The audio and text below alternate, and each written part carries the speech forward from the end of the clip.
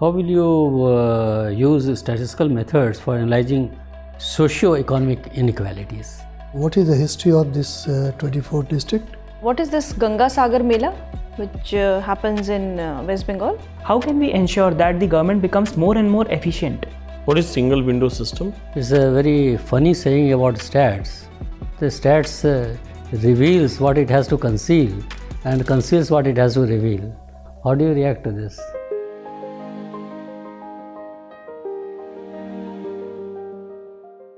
So may I come in? Yes, come in. Good morning, sir. Good morning. Good morning. Please be seated. Please give a brief introduction about yourself. So my name is Yash Kumar. I was born in Buxar, Bihar, and I was raised in Kolkata.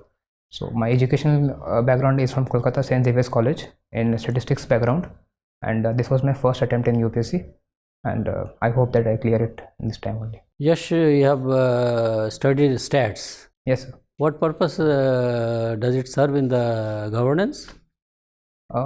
So first, I think it is a data-driven decision making. Second would be evaluation of the policies that have been implemented, the efficacy of the policies, and third would be disaster management, like risk management could be taken place through statistics regression analysis. And so fourth would be the evaluation of policies again, and further decision making through robust data infrastructure. How will you use statistical methods for analyzing socio-economic inequalities? So regression analysis could be used in a way that, for example, if you allow me to portray an example, Go on. In a pandemic period, in outbreak, the spread of the pandemic could be measured through regression analysis, through variance, and these could be inculcated also in educational parameters, where the learning poverty or the learning rates of a school in a particular district could be compared with other districts, and also if any deficiencies are there, then that could be improved upon based on the data of the other districts. So I think data is the new oil of the economy, and it could help. Okay. You have been born and brought up in West Bengal, raised in West Bengal basically. You tell me the present government in the West Bengal is going very strong for the last many years. As a student of sociology, how do you analyze this phenomena in West Bengal, where if you look at other states, neighboring states, you will find that the regional parties are getting decimated. But here is one party which is going very strong. What are the reasons for that? Sir, a strong groundwork cadre system of the present party in West Bengal in power. I think the grassroots cadre of the present party is pretty strong, and they also have a grip over the panchayat seats also. I think that is one factor. Second, I think, is the push towards the social sector expenditure, because around 47% of the expenditure of the budget is towards social sectors like health, education, which has also led in improvement in the IMR and the MMR rates, which is below national average. And sir, lastly would be the push towards especially the education sector, because education has been a major positive of West Bengal compared to all the other states, because the gender parity index, for example, in West Bengal is 1.35 for senior secondary education, which shows that the girl child enrollment is significantly higher compared to the boy child enrollment. So I think these three are the major factors why the present dispensation is not being removed. As you are aware, the West Bengal has refused to participate in the Ayushman Bharat scheme, health scheme, isn't it? Do you think it's a good idea or a bad idea? Sir, I think Ayushman Bharat health scheme is a necessary step in the direction, because health insurance penetration in India is pretty low compared to the other states, other countries also. So I think opting out of a central sector scheme, I think it's not a good. It's not a good idea. Good idea. Okay, wonderful. Recently, you must be following the Indo-Bangladesh issues. Now, why Sheikh Hasina is not getting back to Bangladesh? Extradition is not taking place? So extradition by India. By India, of course. She is in India only, na? Yes, sir. And Bangladesh is demanding her to be extradited to Bangladesh. Yes, sir. But Yes. why India is keeping quiet on this? So I think the first reason would be that in the interest of justice, because Sheikh Hasina, she might be her right to fair trial would be violated in Bangladesh. It is a concern of the Indian authorities. Second would be if India accedes to the demand of extradition from Bangladesh, it would put India in a slightly difficult position. But India is a signatory to this extradition treaty. Yes, sir. So, don't you think India is obliged to send her back to Bangladesh, or there is a provision in the treaty which can this country can utilize to keep her in India only? Yes, sir. There are two provisions in the treaty. Like the first one is if there are crimes committed related to political crimes, then that could be an exception. Second would be in the interest of justice and fair trial. And these are the two provisions which India could utilize to not allow extradition of Sheikh Hasina. One last question. Teesta water controversy. What is the latest status? So I think Teesta water treaty was in 2011 there was a treaty struck, but West Bengal government opposed to the treaty, so it did not take place. But recently China has shown interest in a particular project in the Teesta river, which is close to the Siliguri corridor. So it is a thing that we should look forward, that we should complete the Teesta water treaty as soon as possible. But however, with the non-elected government in Bangladesh, interim government is there. So I think there are still backlashes, and moreover, West Bengal is also opposing to the Teesta water treaty. So it will take some time. However, expert level mechanisms need to be established between the two countries. Okay, thank you very much, Yash. Thank you, sir. Yes, your father is from North 24 Pargana district. Yes, sir. What is the history of this 24th district? So North 24 Parganas was one of the strongholds of the British Empire, with Kolkata in its center. And so why it is known as? So I do not know the exact reason, but if you allow me to try, so I think so they were. So leave it. Not sure, sir. And your mother belongs to Buxa, Yes, Bihar. Huh? So two very, very important battles. They have changed the course of Indian history. Can you recall them? Yes, sir. So the first battle was the Battle of Chausa between Humayun and. Let us talk about Palasi and Buxar. Yes, sir. The Battle of Buxar in 1764. First Palasi, then Buxar. Tell me about the significance of both these battles. So the Battle of Plassey. So the Battle of Plassey was between Prithviraj Chauhan and sir, I'm not so sure. Leave it. Sir, leave it. No problem. Let us move on. Yes, okay. You have studied sociology. Yes, sir. Now, and you also belong to West Bengal. What is the condition of child labor in West Bengal? So there are certain data which show that child labor in West Bengal has been rising due to the informalization of the economy. And hard to tax sectors dominating the West Bengal economy. So child labor, yes sir, there are issues regarding child labor which can stem from the lack of capacity development during the early childhood care and years. Are you aware of any rules, regulations or laws related to curbing of child labor? So in the constitution itself we have a safeguard in article 23, sir, if I'm not wrong. And the child labor prevention, so there's an act also regarding such. I do not remember the exact name of the act. Okay, but you do have any idea about that particular act? Sorry sir, I do not have the. No problem. Jajmani system. Yes. What do you know about Jajmani system? So Jajmani system was a kind of a relationship which was built between the landowner and the land tiller. And it was based on a reciprocal relationship where the landowner used to provide a certain share of the produce to the land tillers, and the land tillers also used to provide their services to the landowners. So it was just confined to land tillers or other classes also? So it was class based, because the upper class were generally the landowners and the lower class were the land tillers. So it had a nexus with the class also, and class and caste as well. It was just confined to land tillers? Or beyond land tillers, they were also, it's a kind of social relationship or not? Tell me that. It defined the social relationship or the social networks, but I think... leave it. Now, coming to the very, very simple question that is related to Sanskritization. Yes, sir. So, do you have any instances of Sanskritization in West Bengal? Instances so to mean events which have taken place. Any class or caste sanskritizing itself to higher caste, any incident or any caste. So could you allow me to think for a minute? Yes. And if not, if you are not able to recollect it from West Bengal, then you can also move to some other, that is Western India or South India.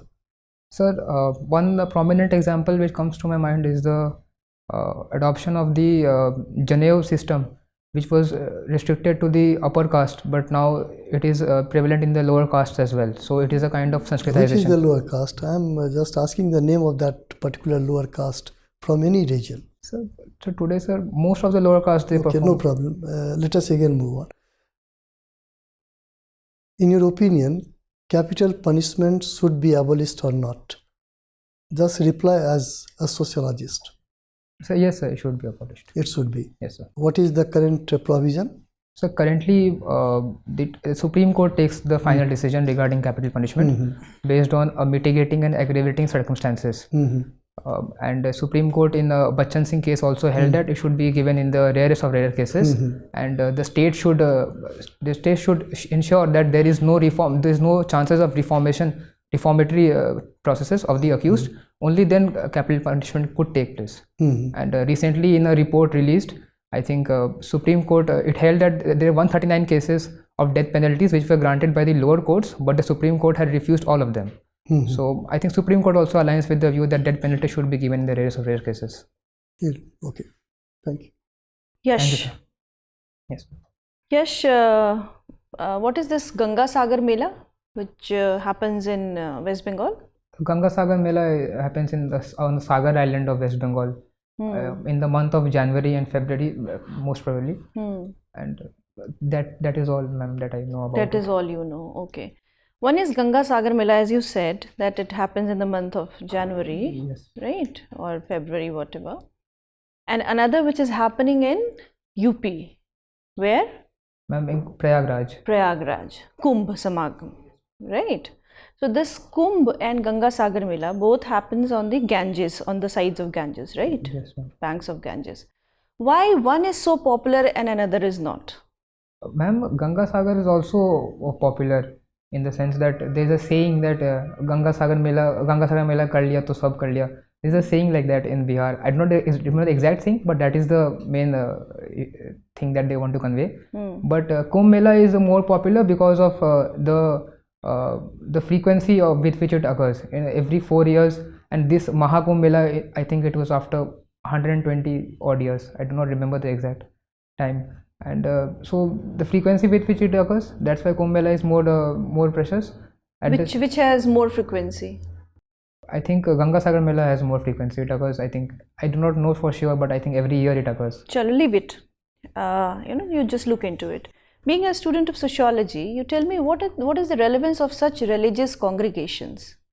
First of all, ma'am, it would lead to a collective effervescence in the society, which can lead to social solidarity based on religious affiliations. And second, it would also lead to a kind of a spiritual tourism which is gaining traction recently due to such events, where the other people in such areas, they gain employment opportunities and also livelihood support. And third also, ma'am, would be the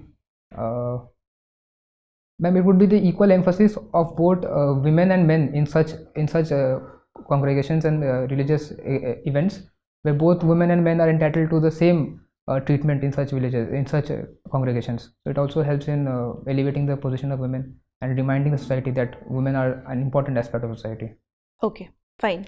You just now, while answering to one of the questions to Sir, you mentioned that the girl child enrollment has gone high as compared to the boys, right? Yes.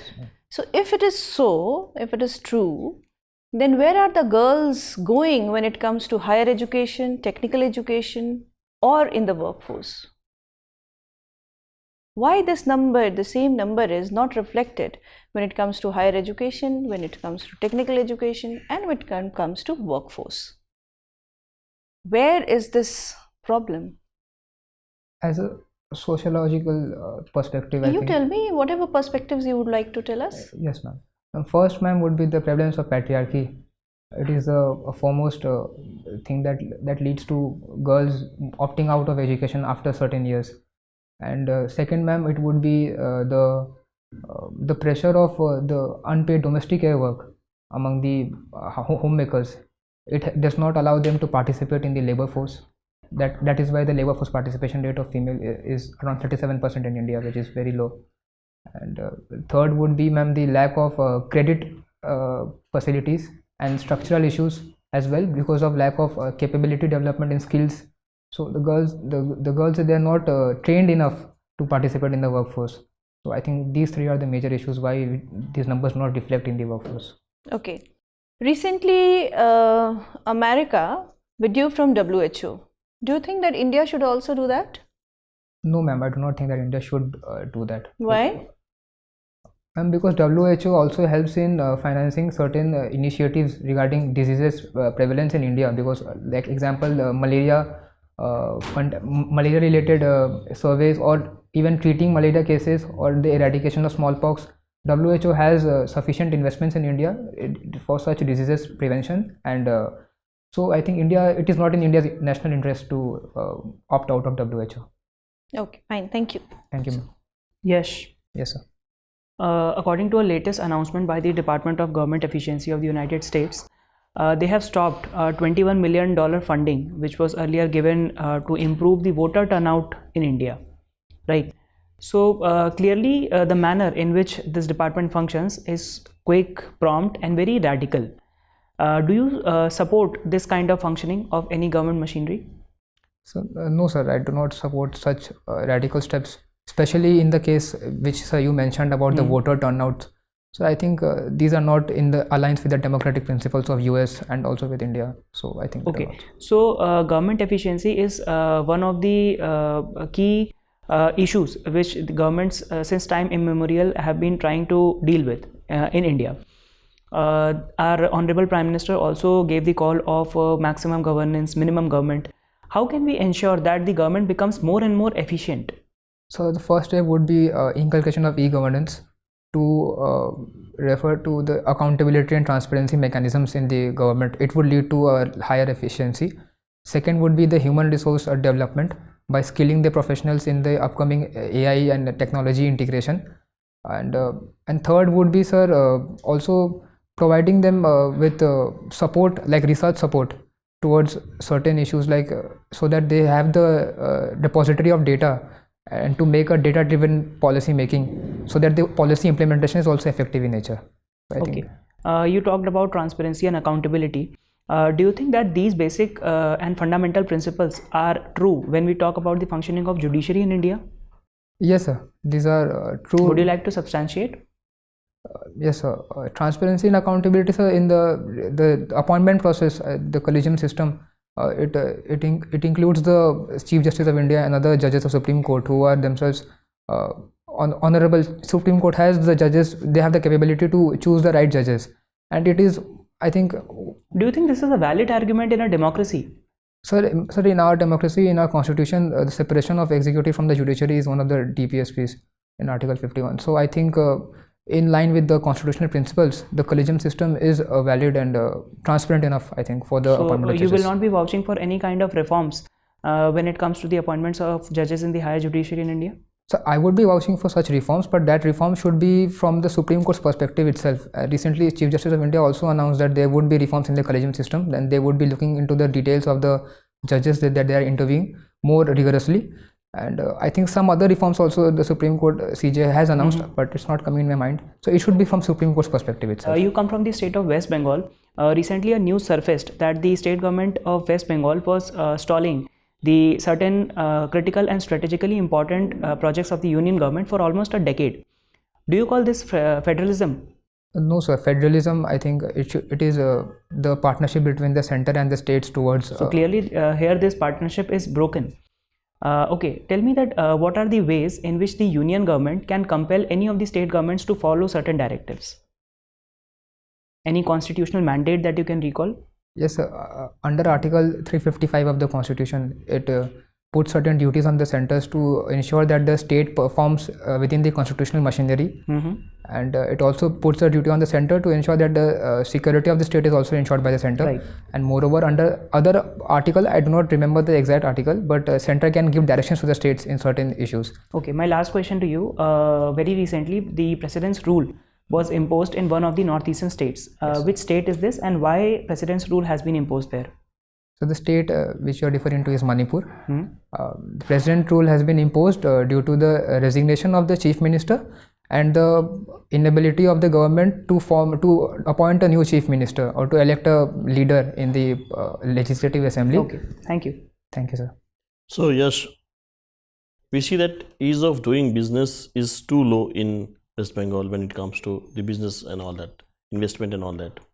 Yes, sir. So you being the advisor of the planning committee, suppose, what will you be advising for increasing the investment in West Bengal, making an environment for business?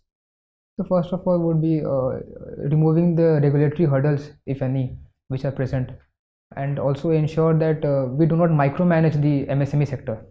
Like there are certain provisions which ensure which force the MSME sector to maintain a particular meter square per employee meter square. These provisions are micromanaging of MSME sector, which prevent the oversizing, means they prevent them from expanding. So I think these two would be the major things, and the third would be to hold yearly Bengal business summits, which are being held. However, the frequency of such summits should be increased, and moreover utilizing the FDI sector by attracting global investments and by investment in global say data centers, in centers of AI excellence, which are the upcoming sectors of investments. So I think we should focus towards such sectors. What is single window system? Single window system is a one-stop window through which the approvals for any business setup or any environment impact assessment for such audits could be passed through a streamlined process, where it would be easier for the businessman to get his approvals done. In total, till date, I hope it's 17 states and union territories all about has been the part of the national single window system. Is West Bengal a part of that? I'm not sure about it. Anyway, see, with the inclusive growth all round, the number of old age homes are also increasing. So what set of pattern it's indicating, and what you will be doing for the safeguarding these old age peoples and for their perspective? The old age homes, so as per data, there are around 720 old age homes which are done by the government, funded by the government, and the number of private old age homes, there is no such data. However, to reform such old age homes, I think I would take the step of forming a voluntary advisory committee in such old age homes, so that the old age people, they also the elderly people, they also have a say in the decision making of the old age homes. Second would be the amalgamation of the orphanage homes and the old age homes, because the elderly people could act as surrogate grandfathers to the orphanage children, and the children could also get the love and care of the elderly population. The third would be, sir, adopting a time banks model through which time credits could be provided to persons who offer their services to the elderly population, and these credits could be redeemed at a certain age when they themselves get in that bracket of elderly population, so for their own benefits. So I think these three would be way forward. And moreover, sir, if I can add, sir, CSR, corporate social responsibility, section 135 of the Companies Act, they also include elderly homes related corporate social responsibility programs. So I think involving the private sector also would be a way forward, keeping in mind that India is going to be aged society by 2050. So one more issue is that one nation, one election. The Joint Parliamentary Committee is doing all things in terms to make a consensus between the political parties. So from your point of view, is it to be implemented now, or will have to wait for some time more? So it could be implemented in a gradual phase, I think. So because the necessary infrastructure for conducting the one nation, one election, I think we are lacking in the necessary infrastructure, the number of EVMs and the number of forces required to mobilize at such a point of time all together. I think more inculcation of technology needs to take place at the grassroots level so that it is more efficient. However, the step is towards the right direction considering the positives of one nation, one election. Okay. Yash, have you heard about Donald Trump's slogan of drill baby drill? Yes, sir, I've heard about it. What does it mean? So it means that US has one of the largest reserves of shale gas and natural gas and even oil reserves. So he refers to this by increasing the production of shale gas and natural gas. Is it in India's favor or it is against the interest of India? If that happens? So it aligns with India's national interest, considering that we have an import dependence on natural oil reserves and natural gas, which we are taking from Russia. I think we should look towards US. Considering that US could use tariffs to reduce its trade deficit with India, we could strike out a balance by buying oil and natural gas rather than facing the tariff hurdles. Good. One final question. You have studied stats. It's a very funny saying about stats. The stats reveals what it has to conceal and conceals what it has to reveal. How do you react to this? Yes, sir. Means statistics, sir, is a subject which in which data could be manipulated very easily to portray some things which are actually not at the ground level. But as per the World Bank Statistical Performance Index, I think India has been ranked quite high fairly, but still there are areas where we can improve. According to that indicator itself, the data sources like census, national surveys, India is ranked 100 upon 100, means is marked 100 upon 100 in the World Bank Index.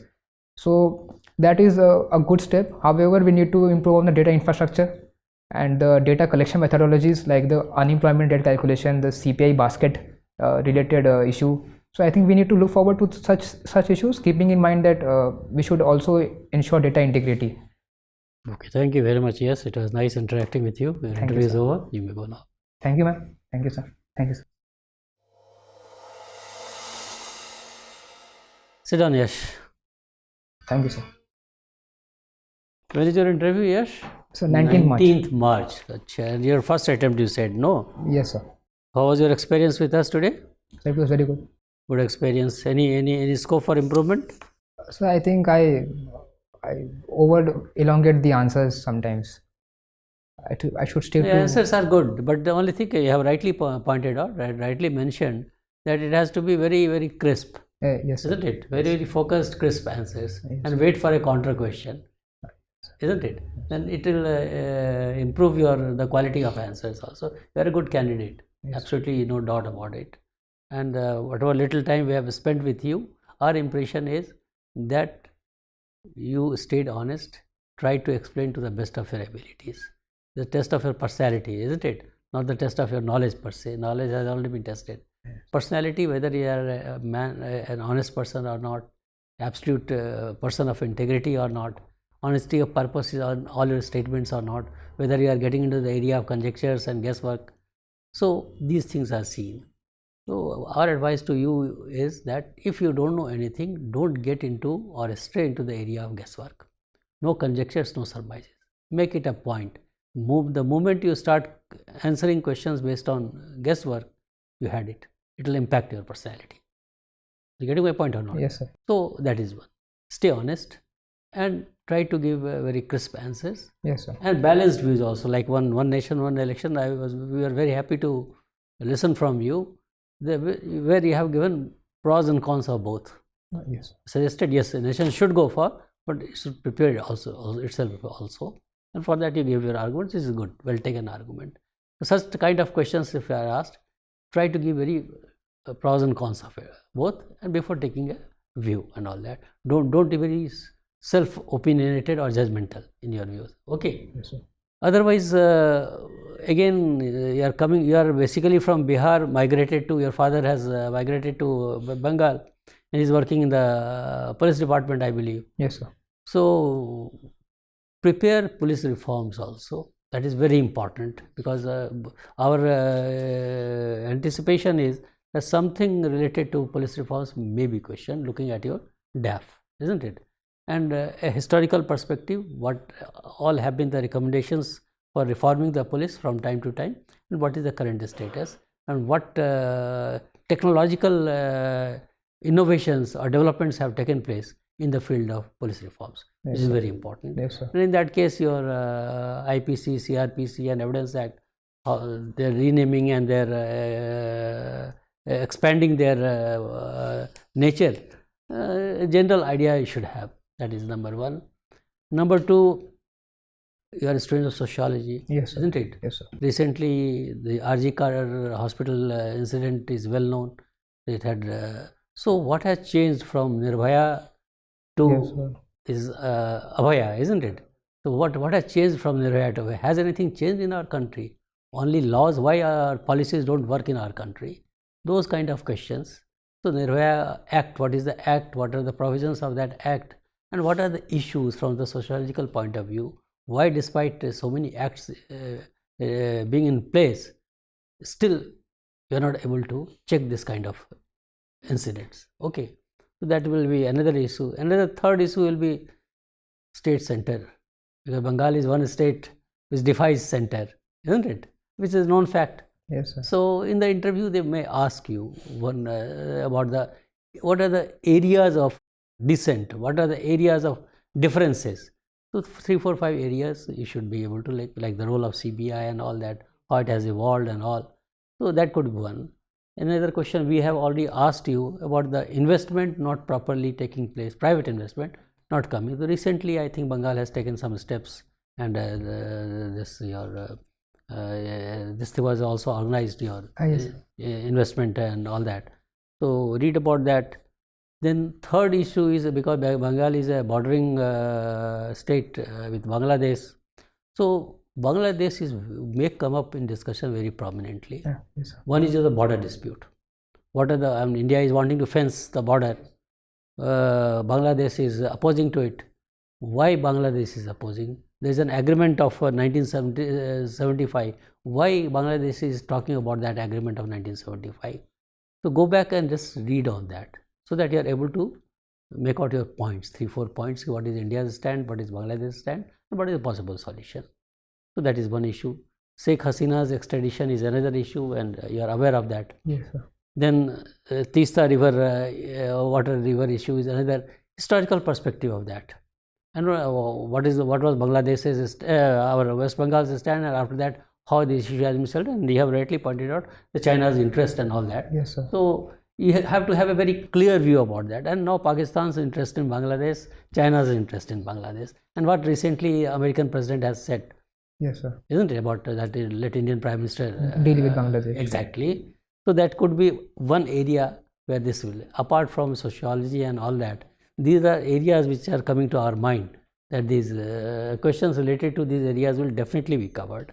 But you are a good candidate. Thank you, sir. A very good candidate, and very first attempt, you are quite young also. In your very first attempt to have cracked this examination and come to this stage. And if you stand honest, stay honest, and give your answers in a very logical manner, in a very crisp manner, then you will be getting very good marks in the interview. I have no doubt in our mind. Thank you, sir. Getting good marks, and if you have scored well in your mains examination, interview will see you through. There is absolutely no problem. Yes, sir. All the best from our side. If you have any questions, because Battle of Palasi, Battle of Buxar and all that, again, if you don't know, don't make give roundabout answers and all that. Either you know or you don't know. Doesn't matter if you don't know. You can only say, yes, I've heard about Battle of Palasi, Battle of Buxar, but beyond that, I don't know anything. Isn't it? Instead of giving a roundabout answers, and that on capital punishment also, you said initially that it should be abolished. Okay, this is your view. You have to give reasons. Then you said that no, the rare case, Supreme Court says it can be awarded, isn't it? Yes, that is the legal position. Yes, sir. Now you have taken a stand contrary to that. You can take that stand, but you have to give arguments for that, isn't it? Either you agree with the Supreme Court, it should be given in the rarest of rare cases as has been decided by the Honorable Supreme Court, or if you have to give a contrary opinion, bring about the international practices Yes, sir. to justify your stand. Which countries have really done away with the capital punishment? Then you can say that the vibrant democracies, other vibrant democracies, they have done away with this. This is what I personally feel, that it should not be given. Okay, it's a point of view. Nobody can question you that. Jajmani system was also arising out of your study of sociology. Sociology, what questions will you ask? Very difficult for us to tell you. One is related to Indian sociologists, their contributions, like M.N. Srinivas is there, Iravati Karve is there, A.R. Desai is there, and a long list. So what has been their contribution?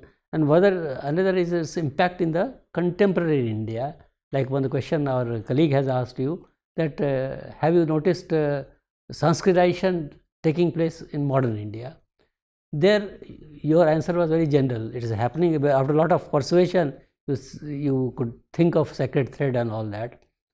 But if you know, then this is all based on case studies and empirical studies, isn't it? These studies. If we are aware of any studies, then say, sir, I am aware. If not, say, sir, I am not, it is happening, but I am not clear about where and how it is happening. One case comes to my mind, it's like that. That is one indicator of this taking place, isn't it? Same thing said in a different way, that it will be more impactful. Yes. Okay. So wish you all the best from our side. If you have any questions to ask, feel free to ask. So no, sir, do not have any questions. Do well. All the best to you. Thank you, sir. Okay. Thank you, ma'am. Thank you, sir. Thank you, sir.